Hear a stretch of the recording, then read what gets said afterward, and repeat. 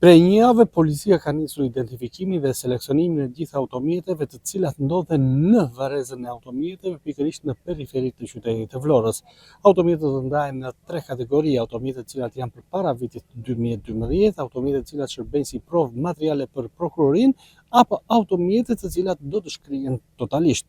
Vetëm një javë pas fjalës së kryeministrit Edi Rama për largimin e të gjithë automjeteve të cilat ndodhen në fusha të ndryshme në brendësi apo periferi të qytetit të Vlorës, ka nisur tani seleksionimi i të gjitha mjeteve për t'i larguar ato të cilat nuk kryejnë asnjë funksion. Do të mbeten vetëm automjetet të cilat shërben si shërbim prove për prokurorinë për ngjarje të ndryshme të cilat mund të jenë kryer në periudha të caktuara dhe do të jetë prokuroria e cila do të vendosë për largimin e tyre ose jo. Për një javë policia në qytetin e Vlorës ka nisur procesin e seleksionimit të automjeteve të braktisura në të ashtu quajturat varreza makinash të vendosura në periferi të qytetit. Kjo nismë vjen pas deklaratës së kryeministrit Edi Rama vetëm pak ditë më parë, ku njoftua se të gjitha këto mjete do të largohen për të liruar hapësirat e zëna prej vitesh. Procesi i seleksionimit po kryhet në 3 kategori. Automjetet e prodhuara para vitit 2012 do të largohen përfundimisht, ndërsa një pjesë e mjeteve të dëmtuara apo të padobishme do të destinohen për t'u shkrirë. Në hapësirat e përcaktuara do të mbeten vetëm ato automjete që mbahen si provë nga prokuroria në kuadër të hetimeve për ngjarje të ndryshme penale. Largimi i këtyre mjeteve do të bëhet vetëm me vendim të prokurorisë pas përfundimit të gjitha hetimeve përkatëse. Varrezat e automjeteve janë kthyer prej kohësh në një shqetësim për banorët e zonave përreth, jo vetëm për aspektin vizual, por dhe për shkak të rrezikut të grabitjeve apo aktiviteteve të tjera të paligjshme. Pas përfundimit të seleksionimit pritet vendimi përfundimtar mbi fatin e automjeteve të dëmtuara ose jashtë funksionit që kanë mbetur në këto hapësira prej shumë vitesh.